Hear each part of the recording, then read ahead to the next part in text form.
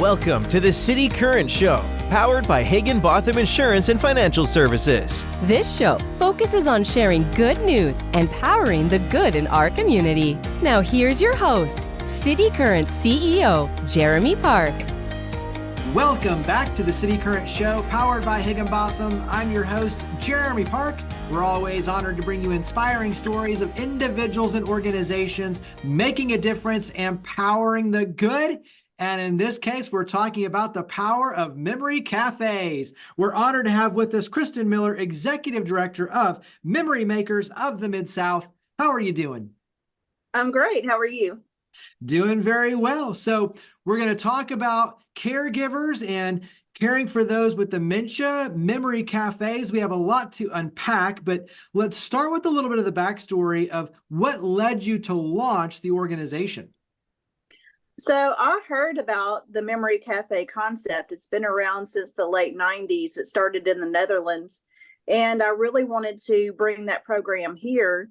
I tried for a long time to convince other people to start one, and then decided, I'm just going to experiment with this. I started with a mobile memory cafe at the Germantown Library, and then it started growing. And before I knew it, I needed people to help, and I needed funds to sustain it and to grow it into what we feel can be a vision for Memphis and a model for other places. Go ahead and describe what a memory cafe is. So the Memory Cafe is just a special time that's set aside for people with dementia, which is a term that means memory loss, and their caregivers. They come together, and we have a program of activities. We have free refreshments. We have a resource table. So they can come and have an opportunity to socialize and be amongst people that understand their struggles and get information about what can help them in the community. Talk about kind of, already starting to kind of push and create these in multiple locations all around the Mid-South. So like I said, we started with just one at the Germantown Library. And then as the concept started catching on, other places decided they wanted to host one too. So we have them all over. We have 6 locations right now. Each one meets once a month for 2 hours. And we host them at places that are easily accessible to the community. So like a church or a community center or a library.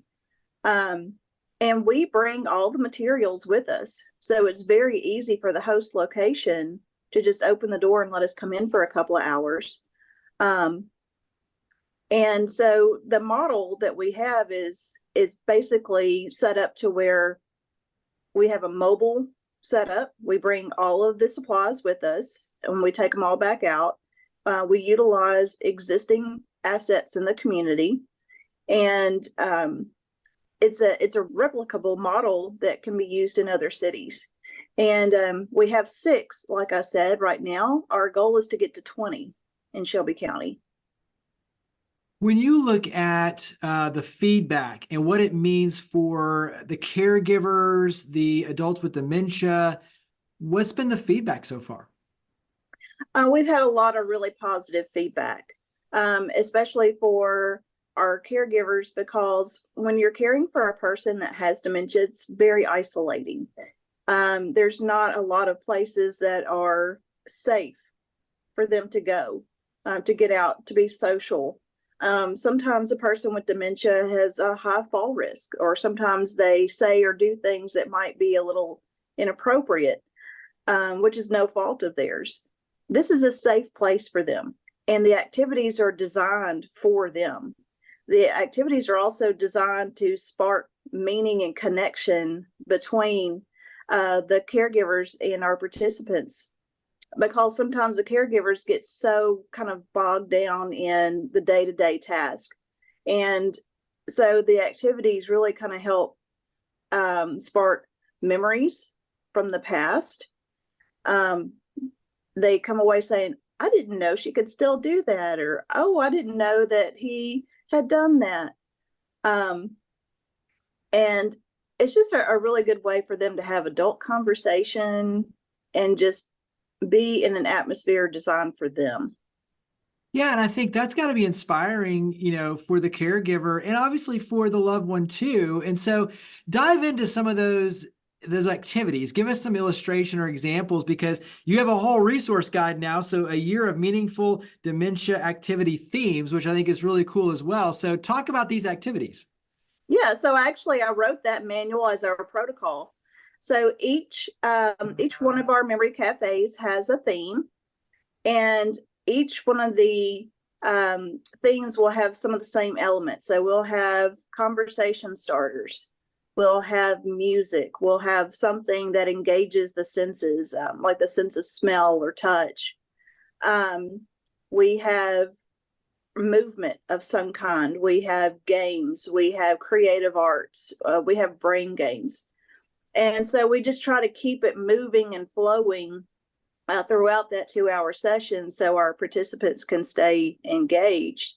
And we also let them kind of drive the flow of the cafe. So sometimes they may not feel like doing the movement part of it, or no, we don't really want to play that game.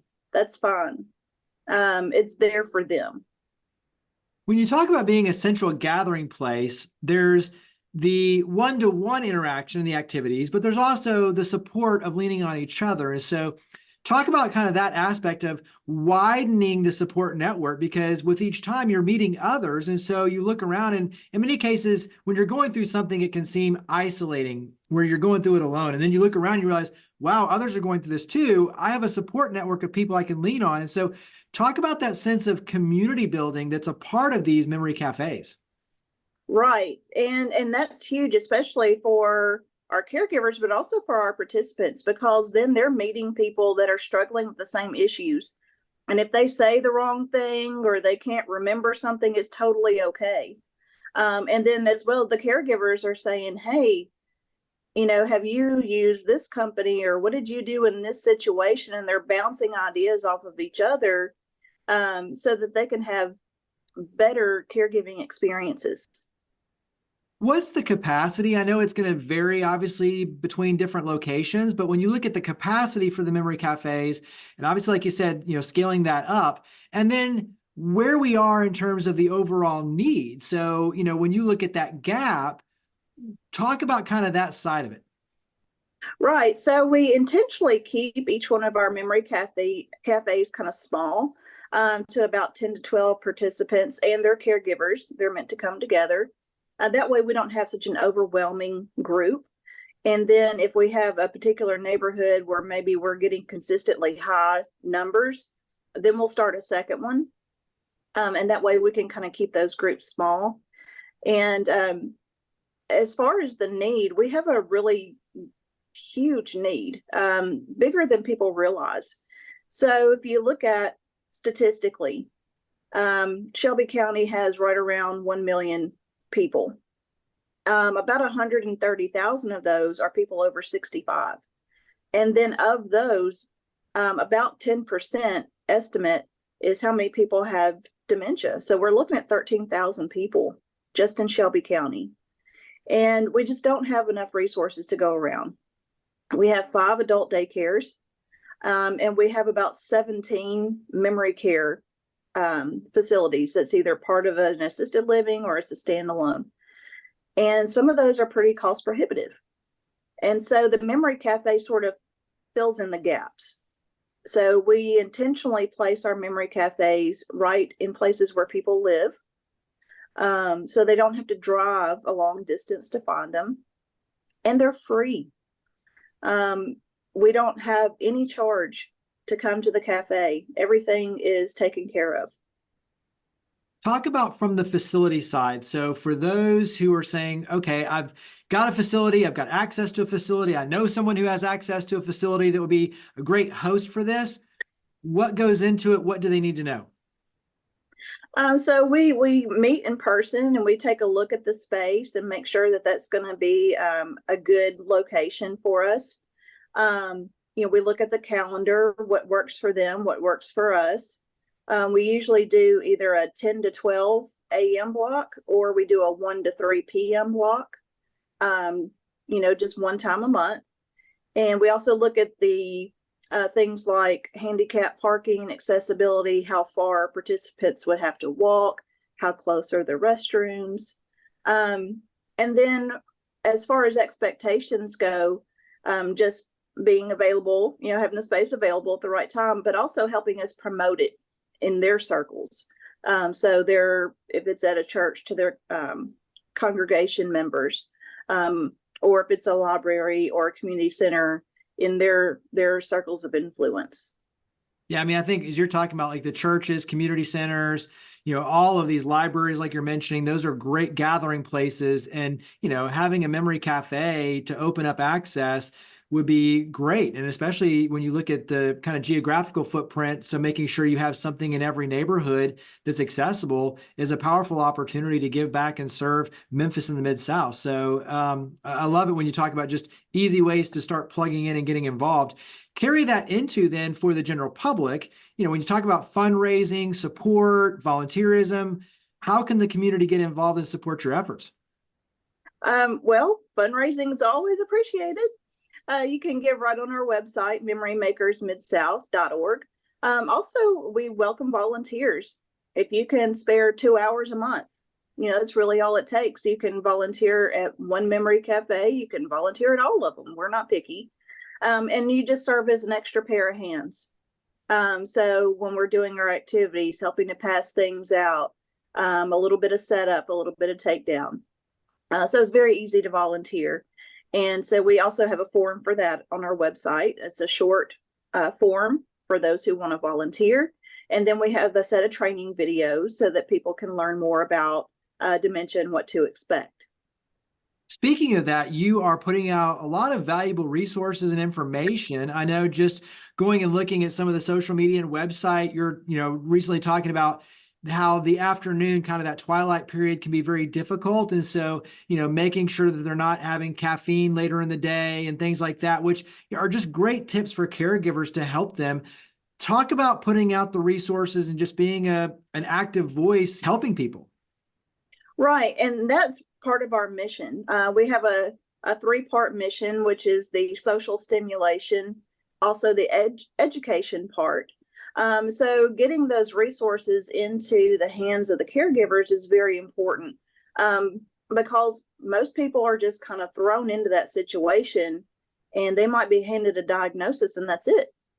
There's no manual that says this is what you do. And if you try to run a Google search, you get inundated with information. So each one of our cafes, we have a resource table that has pamphlets and booklets and things that they can pick up and take home to review. We try to break down things in an easy to use format on our website. So we have some books that are really helpful, some websites, some podcasts, videos if you want to watch, because people learn in different ways. And we just try to even break it down smaller into little bites for our social media pages, because it is a really big elephant. How do you eat the elephant? One bite at a time. Yeah, and I think just like you're saying, just, continually pushing out helpful content, meeting people where they are, making it as easy as possible, building community as a piece of it. I think that's, all the way around, that's how you're powering the good. Give me one thing that you've learned going through this process, because when you talk about creating something, taking an idea and, bringing it to life here in Memphis and the Mid-South, what have you learned in this process that's made you kind of stronger or reframed your perspective around being a change maker and creating this positive change for Memphis and the Mid-South? I learned that you got to grit and grind. I'd spent probably more than a year trying to convince other places to start a memory cafe. I said, hey, I'll help you. I'll support you in this. And I kept hearing things like, well, it's a good idea, but we don't have the staff. We don't have the funding. We don't know enough about it. But that idea wouldn't leave me alone. And I knew it was something that we really, really needed here. I see memory cafes all over the United States and in other parts of the world. And I see the good that they're doing there and the difference that they're making. And I said, the Mid-South needs this. And so I just kept pushing until an idea came together, that I said, how easy would this be if we had a written protocol, if we could just package it up and bring it with us and do it right there on site and then take it out. We don't have to worry about, does this place have the correct supplies or all these types of things. So you just have to keep pushing. You gotta, Memphis is a grit and grind city. But I think it also, too, you see the need, but you're also, too, stepping out and finding an innovative solution, being an entrepreneur to be able to create this success and opportunity to give back and make a difference. So you mentioned it before, mention it again, website, where do we go to learn more and get involved with Memory Makers of the Midsouth? Our website is memorymakersmidsouth.org. Makes it easy. So memorymakersmidsouth.org. Kristen, thank you for all you do to power the good. Thank you for coming on the show. Thank you so much for having me. It's been a pleasure. Higginbotham Insurance and Financial Services is proud to power the City Current Show. We're a people-first company that protects what matters most, the families, businesses, and trailblazers that keep our community going. As one of the nation's top independent insurance firms, Higginbotham is a single-source solution for business insurance, employee benefits, HR services, and personal insurance that's customized for you. We're here to serve you, the people you care about, and your community. Call 866-377-1959 or visit higginbotham.com.